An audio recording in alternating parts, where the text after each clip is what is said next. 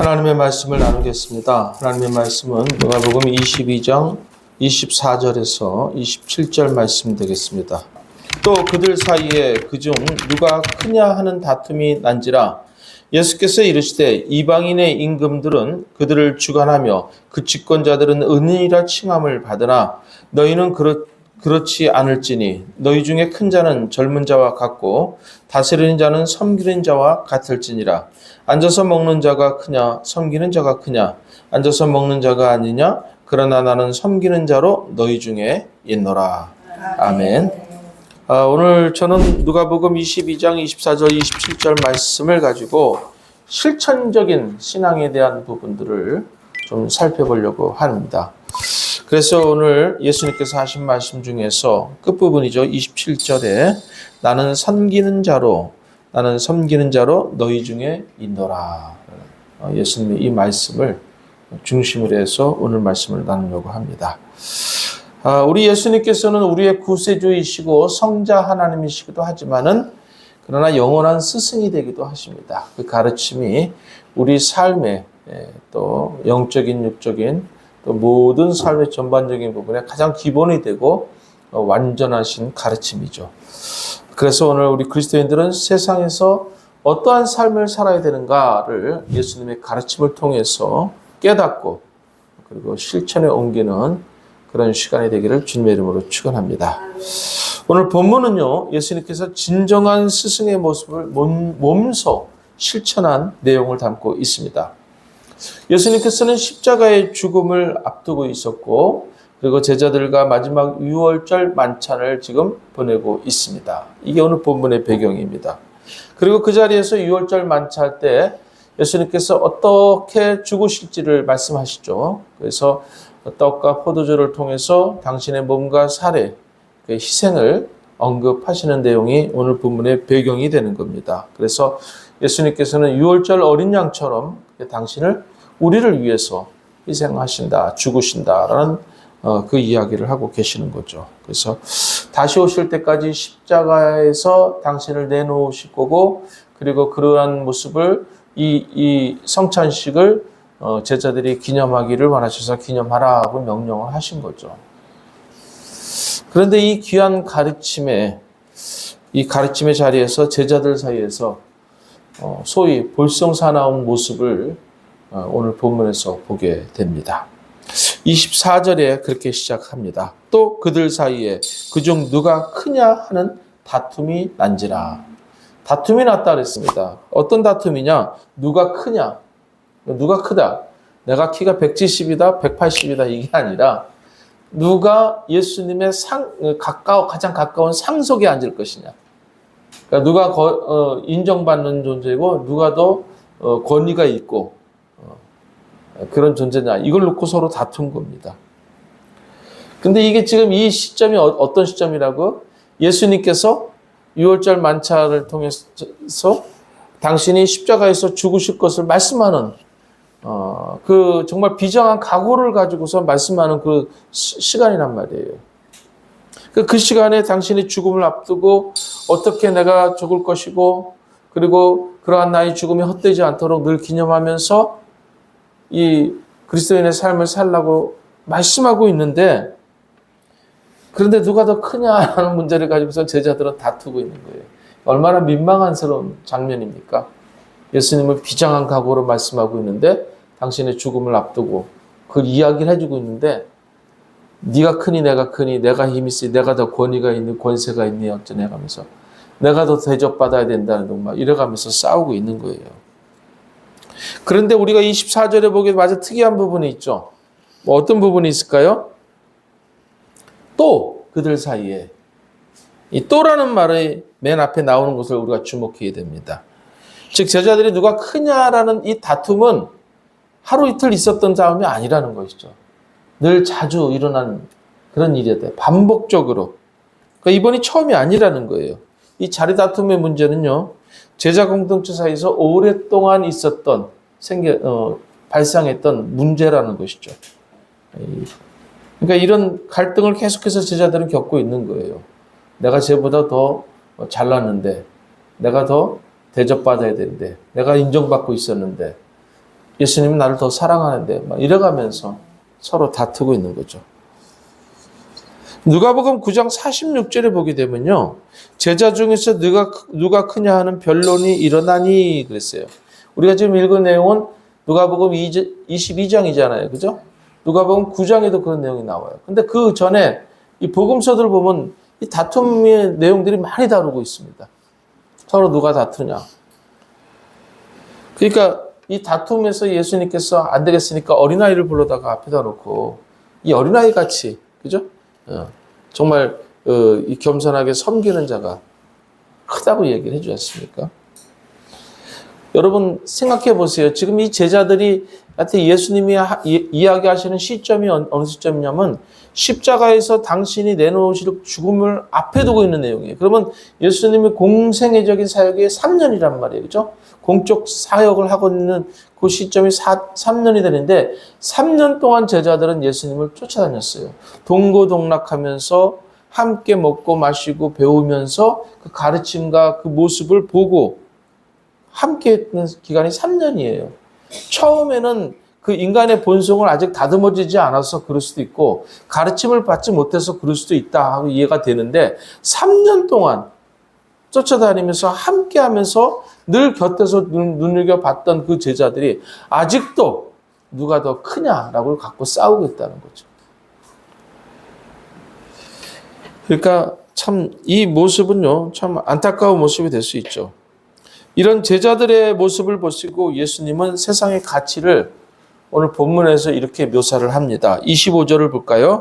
예수께서 이르시되 이방인의 임금들은 그들을 주관하며 그 집권자들은 은인이라 칭함을 받으나 이렇게 됐습니다. 지금 누가 더 권위 있는 사람이고 내가 누가 더 인정을 받아야 되는가 하는 걸 서로 막 다투고 있는 그들에게 너도 좀 세상 사람들하고 그렇게 똑같냐? 이렇게 얘기를 하는 거예요. 그러니까. 여기서 주관한다는 말은 다스린다, 통치한다는 거예요. 그러니까 높이 있는 사람일수록 다스리고 통치하겠죠. 그렇죠? 예. 윗사람이 보통 다 다스리려고 하고 통치하려고 한답니다. 그러니까 이게 쉽게 얘기하면 군림한다는 거예요. 군림한다는 거예요. 군림. 네가 뭔데 내 위에서 군림하려고 그래? 이렇게 얘기하잖아요. 우리가 막 기분 상하고 막 그러면은 그럼 주도권을 놓고 다투다가 동시에 이 사람들이 세상 사람들은 어떤 특징을 갖고 있냐면은 군림하면서도 은인이라 칭함을 받기를 원한다는 거예요. 은인이라. 그러니까 은인이 뭡니까? 은혜를 베푸는 사람이죠. 은혜를 베푸는 거예요. 그러니까 아낌없이 내게 은혜를 베풀고 나를 사랑해주고 나를 존중해주는 그런 거죠. 그러면 이게 은인이란 말하고 군림이라는 말은 좀 너무 떨어져 있는 말이에요, 사실은요. 군림한다는 거는 위에서 통치하려고 내 마음대로 그 사람을 막 좌지우지하려고 그러는 거잖아요. 근데 은혜를 베푸는 사람이 그렇게 해요? 안 그렇죠.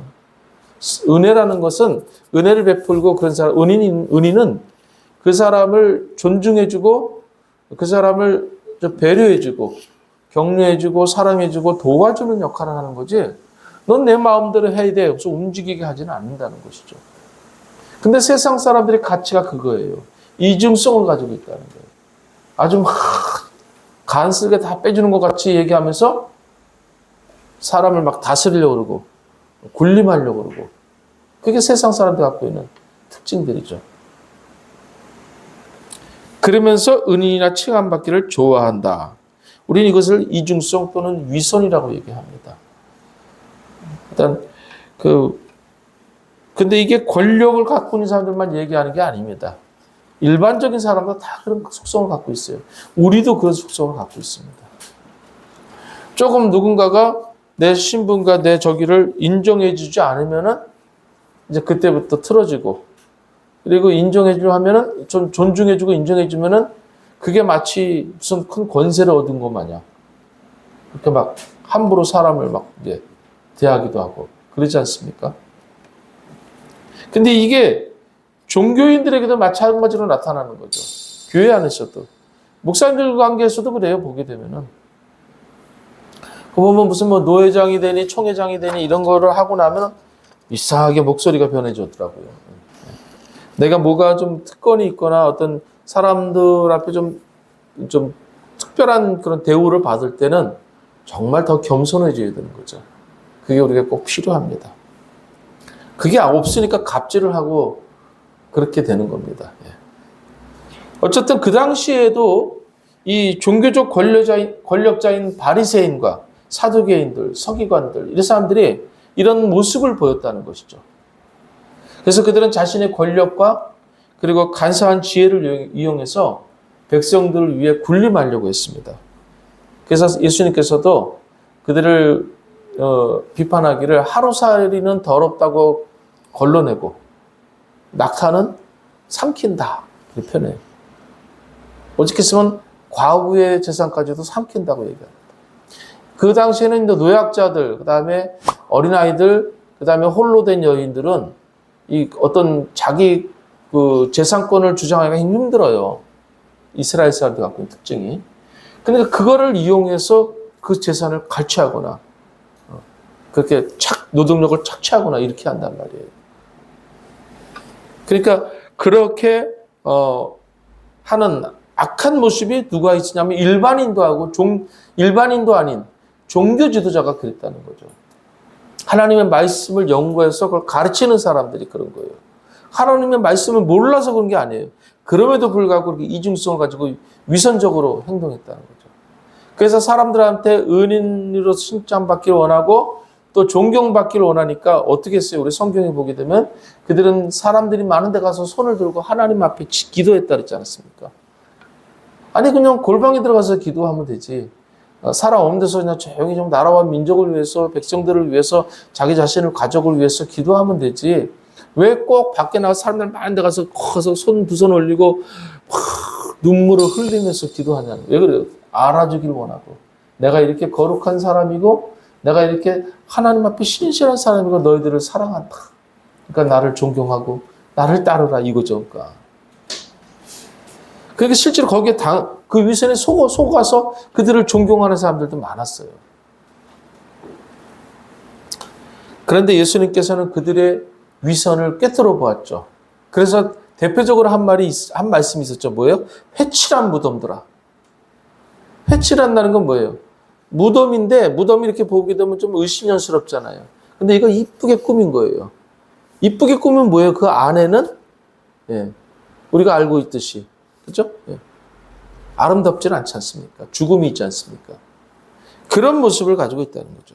그래서 제자들에게도 바리새인의 누룩과 그 외식을 주의하라. 그걸 배우지 말라는 거죠. 그렇게 경고하셨습니다. 여러분, 은인이라는 것은 섬기고 도와주는, 즉 은혜를 베푸는 사람입니다. 근데 이런 사람들이 군림해서는 안 되는 거죠. 진정한 은인은 군림하지 않습니다. 사랑을 베푸고 오직 작은 자를 돕고 섬기는 겁니다. 어려운 사람들을 돌아보고 섬기는 겁니다. 그래서 26절에 보면 너희는 그렇지 않을지니 너희 중에 큰 자는 젊은 자와 같고 다스린 자는 섬기는 자와 같을지니라 그랬습니다. 그러니까 핵심은 뭡니까? 겸손하고 섬기라는 거예요. 섬김을 다하는 게 그 사람이 정말 큰 자라는 거죠. 그러니까 예수님을 따르는 사람들, 제자들이 가져야 될 새로운 가치관을 지금 교육하고 있는 거죠. 제가 오늘 본문을 붙잡은 게 바로 그겁니다. 구체적으로, 그럼 가장 기본적으로 해야 될 게 무엇인가 할 때 섬기는 자의 마음을 가지는 거죠. 그리고 그것을 실천에 옮겨야 된다는 겁니다. 섬김 받으려 하지 말고 스스로 큰 자가 되려 하지 말고 진정으로 섬기는 자가 되라고 말씀하는 겁니다. 그리고 예수님은 당신 자신을 예로 들어서 보여주고 있습니다. 그러니까 모델을 삼으신 거예요, 당신이. 어떻게 섬길 거냐? 자, 봐라. 하고 보여주시는 거예요. 27절에 보면 앉아서 먹는 자가 크냐? 섬기는 자가 크냐? 앉아서 먹는 자가 아니냐? 그러나 나는 섬기는 자로 너희 중에 있노라. 어떻게 하셨어요? 그날 유월절 만찬 때 예수님께서는 수건을 허리에다 두르셨어요. 이게 상징적인 겁니다. 수건을 허리에 두르었다는 것은 그 당시에 문화적으로 볼 때 수건을 허리에 두를 수 있는 사람은 하인밖에 없어요. 그래서 하인은 상시 항상 수건을 이 옆구리에다 끼고 다녔어요. 그래서 주인이 그 들어오다가 먼지, 이 샌들을 싣고 다녔잖아요. 거기는. 그러니까 먼지야 이런 것들이 그냥 바람으로 쏴서 지저분한 발을 들어오다 보면 항아리에 있는 물이 있으면 그 물로 발을 씻었단 말이에요. 그러면 젖은 발로 들어올 게 아니라 얼른 가가지고 수건으로 발을 닦아주는 거예요. 이게 하인의 모습이에요. 노예의 모습이에요. 근데 예수님이 친히 그 자세를 그냥 한 게 아니라 바로 수건을 가져가서 옆구리에 찼습니다. 그리고 제자 한 사람 한 사람의 발을 닦아줬단 말이에요.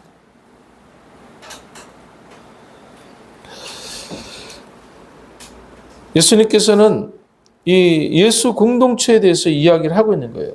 앉아서 대접받으면서 먹는 사람이 섬기는 사람보다 당연히 큰 게 맞다는 거죠. 그렇지만은 우리 제자 공동체는 가장 큰 사람이 누구냐면은 앉아서 음식 받아 먹는 사람이 아니라 음식을 갖다 섬기는 사람이라는 거예요. 그 사람이 정말 진정으로 그게 큰 자라는 거죠. 그러니까 대접받지 말고 섬김을 받으라, 섬겨라 하는 것이죠. 예수님께서 그래서 나는 섬기는 자로 너희 중에 있노라 하고 선언하시면서 행동으로 보여주신 겁니다. 이 평행복문, 그러니까 다시 말해서 같은 맥락의 내용들이 담겨 있는 것들이 있는데 요한복음에 보게 되면은 예수님은 제자들의 발을 씻으면서 이렇게 말씀하십니다. 요한복음 13장 14절인데요.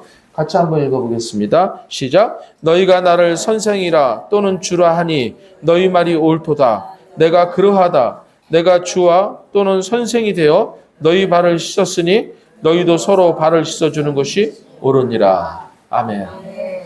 굉장히 중요한 말씀하십니다. 너희가 나를 선생이라고 했지? 맞는 말이야. 나는 선생이 아니라고 부인하지 않아. 나는 선생이야. 근데 선생은 어떻게 하냐면 몸소 먼저 발을 씻어주는 게 선생이라는 거예요. 네. 우리가 그 리더십 중에서 가장 핵심적인 게 뭐냐면 앞으로 돌격 이게 아니라 나를 따르라가 리더십이에요. 그러니까. 네. 앞으로 돌격하고 지는 뒤에 있고 병사들은 앞에서 화살 맞아 죽고 그게 아니라는 거죠. 나는 앞에 나가서 내가 나를 따라하고선 그 죽음의 적진에 앞서 나갈 때 이 병사들이 우리 장군이 우리 대장이 죽음을 불사하고 저렇게 나가는구나. 우리도 같이 따르자 하고서 나갈 수 있다는 거죠. 그게 진정한 리더십. 오늘 본문에 예수님께서 요한복음에 하신 말씀이 바로 그거예요. 선생 맞다 이거예요. 그러면 선생은 어떤 존재냐? 먼저 발을 씻어주는 존재라는 거예요. 먼저 섬기는 존재라는 것이죠. 예수님께서는요, 발을 씻겨주심으로 진정한 섬기는 리더십을 보여준 겁니다. 리더십을 한마디로 얘기한다면 서번트 리더십이라고 완전히 철저하게 노예 같은 그런 하인 같은 자세로서 그렇게 섬기는 거라는 거죠. 섬기는 리더십이 필요하다는 겁니다. 우리가 예수님의 리더십을 좀 세분화해서 몇 가지로 제가 정리해서 몇 가지 특징을 말씀드리겠습니다. 단순하게 이 행동 하나로 예수님은 리더십이 있다라고 하는 것이 아니라 예수님의 말씀 속에서 삶 속에서 그 섬기는 자의 바른 자세를 보여주고 있습니다. 첫 번째는 뭐냐면 분명한 소명에서 출발한다는 거예요. 섬김에 있어서 사람들에게 보이려고 하는 게 아니라 진정으로 소명감을 갖고 해야 된다는 거예요. 하나님의 소명이라는 건 뭐예요? 하나님의 부르심이죠. 그 부르심에 응답하고 그것을 실천하는 게 뭐예요? 사명감이에요. 그래서 예수님은 어려서부터 자신이 이 땅에 오신 분명한 목적을, 이 소명을, 의식을 가지고 있었습니다. 여러분, 누군가를 섬길 때 사람들에게 잘 보이고 내가 내 인격을 좀 정화시켜야지 하는 차원이 아니라 목적이 분명해야 됩니다. 하나님의 자녀로서 하나님의 사랑을 전해야지. 이런 의식이 있어야 되는 겁니다. 빛과 소금이라 그랬으니까 소금이라 그랬으니까 빛의 역할을 소금의 역할을 그렇게 실천해야지. 이게 필요하다는 것이죠. 사람들이 내가 이렇게 하면 되게 나를 굉장히 거룩하게 볼 거고 신앙이 좋다고 볼 거야? 라는 이 잘못된 생각들은 이거는 잘못된 거라는 거죠. 그 목적이 아니라 하나님이 우리를 부르신 그 이유를 우리 삶에 적용하는 이 소명의식이 분명해야 됩니다.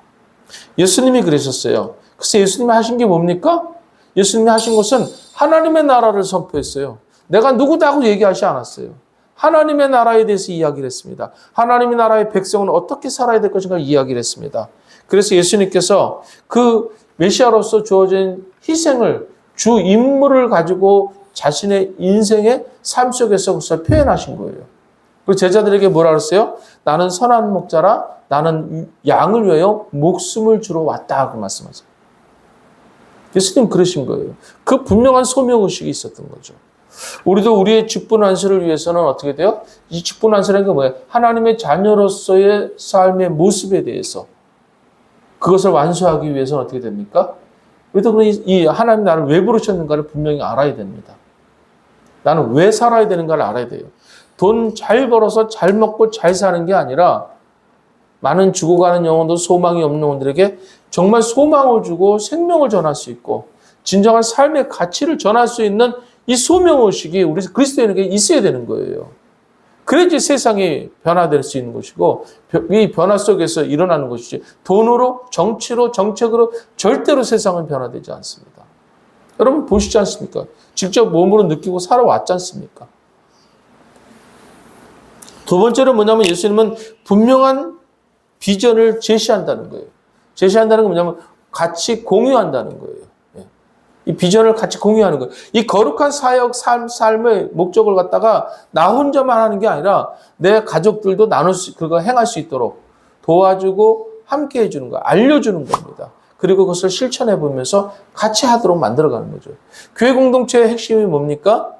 선한 섬김을 통해서 그것이 누군가에게 감동이 되고 그 감동을 통해서 또 하나의 열매를 맺어가는 역할을 하는 거예요. 이게 교회 공동체가 갖고 있는 모습이거든요. 신앙이 성장하는 건 어떻게 됩니까? 누군가의 신앙을 보고 성장하는 거예요. 그래서 장로님, 권사님들 신앙이 중요한 거예요. 장로님, 권사님들 신앙을 보고 성도들이, 청년들이 보고 배우거든요. 그들의 기도와 그들의 어떤 하나님 앞에 예배드리는 자세와 섬김과 헌신의 모습을 배우고 배우는 거예요. 근데 사실은 제가 이제 목회를 쭉 해봤지만은 대형교회에서 보통 이렇게 정치적으로 장로된 사람들 꽤 많아요. 그래서 좀 뭐랄까 안타까운 분들이 많습니다. 섬김 받으려고 하는 분들 많아요. 장로 되면 그때부터는 목에 힘주고서 성도들한테 막 반말하고 막 그러더라고요. 그거 아니죠, 그죠? 존댓말 써야 되죠. 그래야 되는 거예요. 그런 모습들이 참 안타깝더라고요. 계급으로 하는 사람들이 있어요. 이 분명한 어떤 그런 비전이 있어야지만이 가능한 거지 비전이 없으면 안 되는 거거든요. 예수님은 제자들을 부르면서 뭐라고 말씀하세요? 사람을 낚는 어부가 되리라 그랬어요. 너는 사람을 낚는 어부가 될 것이다 이렇게 얘기해요. 그러니까 사람을 낚는 게 뭐예요 그러면? 사기꾼처럼 싹 낚아가지고서 내 마음대로 쓰는 게 아니라 그 말 그대로 예수님의 제자들, 예수님의 사람들이 될 수 있도록 사람들을 전도하는 걸 얘기하는 거죠. 전하고, 전도는 그냥 말로 전하는 게 아니라 삶으로 보여주는 게 전도예요. 그래서 예수님은 자신의 고난과 죽음, 부활에 대해서 제자들이 알기를 원하셨어요. 그래서 제자들에게 왜 당신이 그렇게 해야 되는가를 알려주신 거죠. 사람들에게 생명을 살리기 위한 것. 그래서 우리 요한복음 15장 14절 15절에 보면 이렇게 말씀합니다. 너희는 내가 명하는 대로 행하면 곧 나의 친구라. 핵심이 뭡니까? 친구라는 말인데 그 친구는 내가 명하는 대로, 이 명한다는 말은 뭐냐면은 절대적으로 지켜야 된다는 거예요. 그게 예수님의 말씀이 아니라 하나님이 원하시는 하나님의 자녀의 모습이기 때문에. 그러니까 이거는 군림하는 게 아닙니다. 하나님께서 우리에게 요구하시는 삶이 절대적으로 필수적이기 때문에 명령이라는 거죠. 명령은 들어도 되고 안 들어도 되고 아니라 지켜도 되고 안 지켜도 되고 아니라 절대적으로 지켜야 되는 거기 때문에 꼭 필요하기 때문에 그렇게 명한다고 표현을 한 겁니다. 그때 내 친구가 된다라고 표현한 거죠. 친구라는 건 뭐예요? 같이 공유하고 같이 같은 가치관을 가지고 서로를 돌아보고 사랑하고 우정을 쌓고, 그죠? 어려울 때 같이 도와주고 함께 눈물 흘리고 함께 웃는 게 친구란 말이에요. 어쨌든 그렇단 말이에요. 15절 볼까요? 이제부터 너희는 종이라 하지 아니하리니 종은 주인이 하는 것을 알지 못하므로 너희를 친구라 하였노니 내가 아버지께 들은 것을 다 너희에게 알게 하였습니다. 그러니까 제자들도 다 하나님의 뜻과 계획들을 다 알기를 원했다는 거예요. 함께 가자는 거예요. 함께 이 거룩한 일을 하자는 것이죠. 그래서 이 비전을 같이 공유했다는 겁니다. 예수님이 제자들과 함께 자신의 삶과 사역과 비전을 충분히 나누기를 원했었고 이것은 바로 우리 그리스도인들이 가져야 될 비전입니다. 그리고 비전을 가진 자는 어떤 환경에도 좌절하지 않게 돼 있어요. 내가 이런 사역을 하는데 내가 이런 거룩한 일을 하는데 하나님이 나를 홀로 두지 않는다라는 걸 믿음이 있기 때문에 어떤 어려움이 있어도 좌절하지 않는다는 것이죠. 그래서 이것 모든 어려움들을 극복할 수 있는 내적 외적 힘을 가지게 되는 겁니다. 세 번째로는 단순히 지시하는 것보다는요. 솔선수범으로 본을 보였다는 것입니다. 그래서 오늘 본문에 보게 되면은 절대자의 권한보다는 섬기는 자로서 제자들의 발을 씻어주었다는 거죠. 너희 중에 너희 가운데 섬기는 자로 나는 왔노라. 이게 진정한 리더십이죠. 입으로만 헌신해서는 안 됩니다. 교회 가면 꼭 그런 사람이 있어요. 입으로 얼마나 헌신하는지 몰라요. 근데 막상 안 그래요. 저도 그런 분을 많이 봐요. 목사님, 이번에 제가 이거 좀 잘 되면 내가 교회를 위해서 내가 이렇게 헌금하겠습니다. 그러니까 그런 그 입으로만 하는 사람들 많아요. 입으로 하지 말고 그냥 몸으로 실천하면 됩니다. 누가 뭘 어떻게 했든 신경 쓰지 마세요. 교회 보면 반드시 있어요. 막 뺀질뺀질한 사람이 있고 정말 성실한 사람이 있어요. 그거 그냥 신경 쓰지 마세요. 그냥 나와 하나님과의 관계를 가지세요. 그냥 그렇게 하면 돼요. 그럼 시험 들지도 않고 그래서 정말 언젠가 그 쌓은 복을 하나님께서 채워주십니다. 믿습니까? 아멘. 네 번째로는 오래 인내하는 겁니다. 예수님께서 3년 동안 동고동락한 제자들이 그 좀 당신이 십자가에서 죽을 것을 그냥 결연한 각오를 가지고선 설명을 해주고 있는데 거기서 네가 이 자리에 앉니? 내가 왜 밑에 앉니? 내가 더 앞서 앉아 예수님 곁에 앉아야 되니? 막 서로 싸우고 있다. 얼마나 한심하겠어요. 일반적인 사람들 같으면 어떻게 돼? 세상 사람들 같은 경우는 대번에 화를 내는 거죠. 지금 이게 지금 그게 좀 누가 크냐 그거 다툴 지금 문제야 그러면서 화낼 거 아니에요, 그죠? 주로 보통 그런 다음에 보통 권위적인 리더들은요 빠른 결과와 눈으로 보는 상황에 따라서 바로 판단해 버리거든요. 그런데 예수님은 그렇지 않았어요. 예수님은 지금 어떻게 합니까? 화를 내지 않아요. 가르치고 계세요. 참고 인내하면서 그들이 더디게 성장하는 모습을 보면서도 불구하고 화를 내지 않고 분노하지 않고 아직도 내가 어떻게 너희들 지금까지 정신 못 차렸냐 이게 아니라 세상 사람들은 이렇게 하는데 그런 모습으로 살아서는 안 된다. 나 봐라. 내가 이렇게 섬기는 자로 너희 가운데 있지 않냐 하면서 다시 이해를 시키며 가르치고 있다는 거죠. 그래서 보면은 예수님은 인내하는 모습을 우리에게 보여주고 있습니다. 우리에게도 인내하는 모습이 필요하죠. 그렇죠? 마지막으로 예수님은 자신의 사역을 과감히 위임했다는 거예요. 교회 보면요. 이제 그 새신자반에 들어가면은 어떤 게 있냐면은 새신자반 이제 교육을 시켜요. 그러면 이제 새신자반에 끝나고 이수하는 그 위에 기수가 있는데 그분들한테는 교회에 뭔가를 섬김을 맡을 수 있도록 하나씩 일을 줍니다. 예를 들면서 이제 한 사람이 했던 걸 둘이 나눠서 하도록 하든지 교회 의자를 갖다가 정리정돈하는 거 그저 나눠서 해요. 근데 한 분이 이제 그 윗기수였는데 교회 이제 그 새신자반 성도들을 이제 그 의자를 이제 앉고 나면은 이렇게 항상 이렇게 잘 정리하는 하고 나가는 사람이 있고 그냥 삐뚤어지다 그냥 나가는 사람 꼭 있어요. 커피 마시고 잔 마시고 그냥 그 자리에 놔두고 나가는 사람 꼭 있어요. 그럼 그 누가 치울 거예요? 그러면 막 밑에 뭐 볼펜 떨어졌거나 주버 떨어져 있으면 다 정리정돈하는 사람들이 있잖아요. 그걸 이제 성도들이 이제 나눠서 하는 거란 말이에요. 근데 그분은 이제 이 의자는 내가 정리하는 거로 이제 맡았단 말이에요. 근데 내가 정리를 하고 있는데 새로 들어온 사람이 이제 그걸 그 교육을 끝나고선 와서 이거 하십시오 하지도 않았는데 불구하고 자기가 막 그 일을 한 거예요. 그러니까 기분이 나쁜 거예요. 이거 내 일인데 왜 뺏어 해가지고. 실제로 그런 분이 있어요. 기분 나쁘네? 아니, 나한테 얘기도 없이 상의도 없이 지 멋대로 해? 막 이렇게 되는 거예요, 그러니까. 누가 한들 무슨 교회를 섬기면 되는 거지. 꼭 그렇게 할 필요 없잖아요. 그죠? 그리고 또 그분도 잘 모르니까 물어보지도 않고 막 자기가 했단 말이에요. 보고 이상하니까. 여러분, 그런 부분들이 교회에서 있어요, 반드시. 여러분 가운데도 있습니다. 우리 가운데도 있어요. 여기 이게 뭐냐면 예수님께서는 자신의 사역을 과감하게 위임했던 게 뭐냐면 베드로에게 찾아오셨어요. 그리고 뭐라 그러십니까? 내가 나를 사랑하느냐? 내가 나를 사랑하느냐? 그 다음에 뭐라고 하세요? 내 양을 먹이라. 그게 무슨 말이에요? 예수님의 한 사역을 네가 하라는 거예요. 너도 할 수 있다는 거예요. 그러니까 누구든지 주님의 마음을 품고 있으면 주님을 사랑하고 하나님의 자녀면은 얼마든지 섬길 수가 있고 얼마든지 교회를 봉사할 수 있는 거예요. 그죠? 서로 인간관계 속에서 이렇게 기분 상하지 않도록 조절을 하면서 대화를 하면서 풀어가면 되는 거죠. 여기에 예수님께서는 바로 그런 모습을 보여준 거예요. 예수님의 리더십에는 이 5가지가 있어요. 바로 이 예수님의 사역을 나눠주는 거예요. 같이 행하는 거예요. 그래서 이 거룩한 일을 같이 함으로 해서 하나님의 기쁨이 되고 하나님의 축복받는 길을 열어주는 이 역할을 같이 해야 되는 거예요. 이거는 내 거야 하고선 나 아니면 아무도 못해 하고서 붙잡는 게 아니라는 것이에요. 누군가가 할 수 있도록 양보도 해주고 가르쳐주는 역할을 해줘야 되는 겁니다. 할렐루야. 네. 굉장히 중요합니다. 믿음의 사람은 바로 꼭 내가 해야 된다는 독서를 내려놔야 돼요. 그리고 위임할 줄 아는 자세가 필요합니다.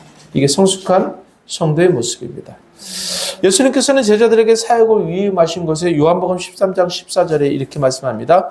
내가 주와 또는 선생이 되어 너희 발을 씻었으니 너희도 서로 발을 씻어주는 것이 옳으니라.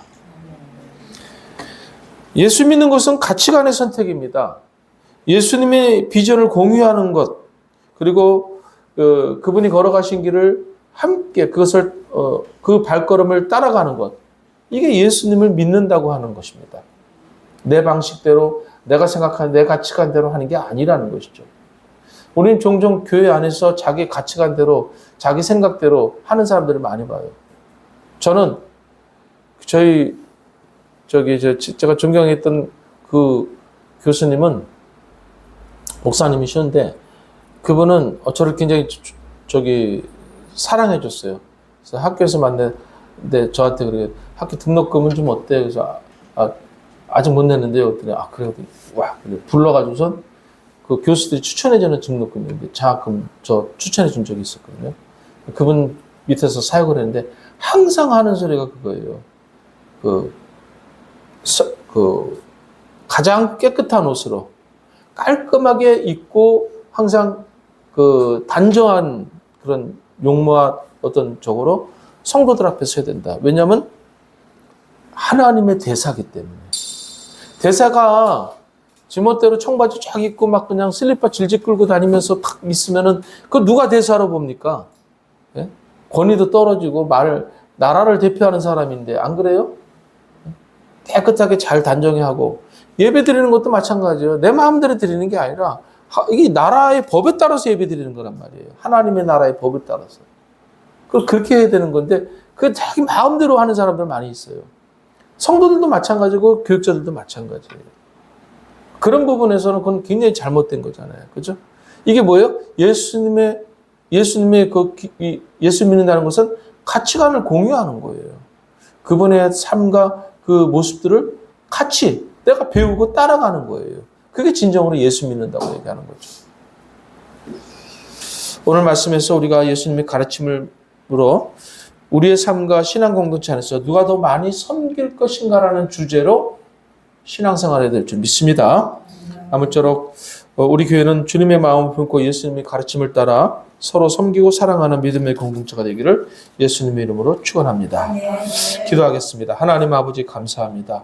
주신 말씀 앞에 먼저 이 종이 회개하고 솔선수범하지 못했던 모습들을 이제 버리고 먼저 모범을 보이는 종이 되기를 원합니다. 우리 성도들 또한 하나님 앞에 실천하는 누가 먼저 섬길 것인가에 다툴 수 있는 그런 성숙한 성도가 되게 하여 주시옵소서. 감사드리며 예수님의 이름으로 기도드립니다. 아멘. 주님과 같이 내 마음 만지는 분은 없네. 오랜 세월 찾아 난 알았네. 내겐 주밖에 없네.